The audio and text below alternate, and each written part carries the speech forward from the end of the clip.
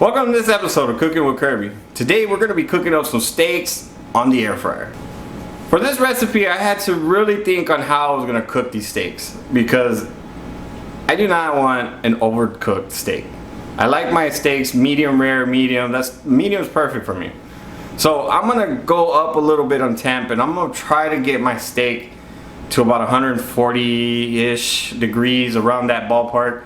I know it's going to be really hard to be able to get a medium rare steak and actually have a good sear.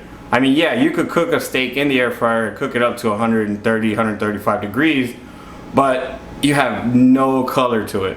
And that's what I'm trying to achieve today, is see if I can get that beautiful color and get a nice sear on those steaks. So no further ado, let's get into the recipe. So I picked up some beautiful bone-in ribeye steaks. These are Angus beef, and I'm gonna just give them my usual seasoning on how I do steaks. I drizzle a little bit of olive oil on both sides, and I hit it with some coarse kosher salt, granulated garlic, and coarse black pepper. Now I'll leave the measurements in the recipe of the video, so that way you can check that out later. That way you can give it a try. But this is my go-to seasoning when it comes to steaks. So you want to make sure you get a good liberal seasoning on there, and you want to just go ahead and pat everything down. Now what I did once they were done seasoning, I threw them in the freezer for 20 minutes. I wanted the temperature of those steaks to get really, really low. So once that 20 minutes was done, I went ahead and preheated the air fryer to 400 degrees, and that first initial steak, I set it for 12 minutes. And once it's already preheated, go ahead and throw your steak in there. So this was all testing. On this first one, it was just pretty much, I wanted to see how I can get it where I can get a little bit more cook time. And I also did rotate the steak at 6-minute mark, so that way I could give it some even cooking. But you know, the main thing that I was looking for is just so I could get some additional cook time on those steaks, so that way I can get a better exterior on those steaks. Now when I temped it, I still had a little bit more time. As you can see here, it was like in the 115s. There was some spots that were like 120s or so.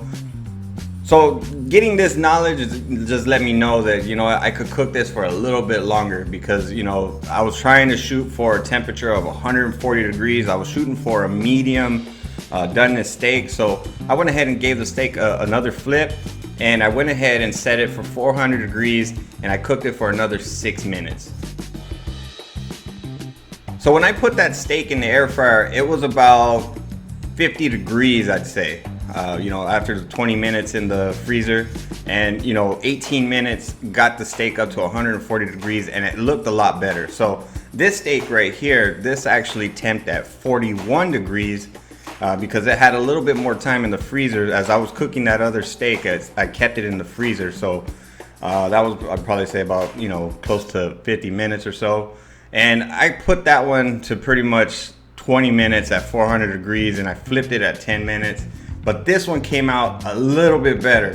From what I've seen, this one had a little bit more char on the outside. It had, you know, a little bit better of a crust.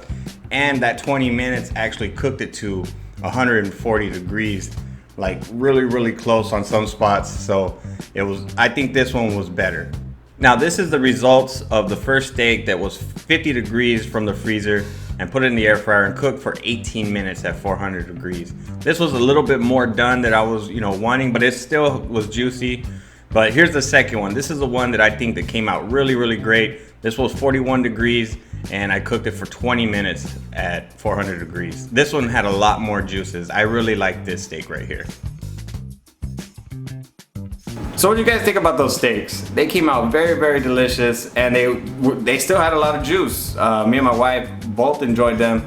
And you know what? Actually putting the steaks in the freezer before I cooked them really, really helped. And it allowed me to have more cook time and get that beautiful color that I like in steaks. So if you're new to my channel, hit that subscribe button so you see future videos just like this.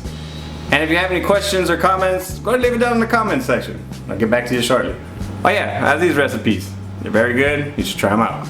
Now y'all be beautiful and take care.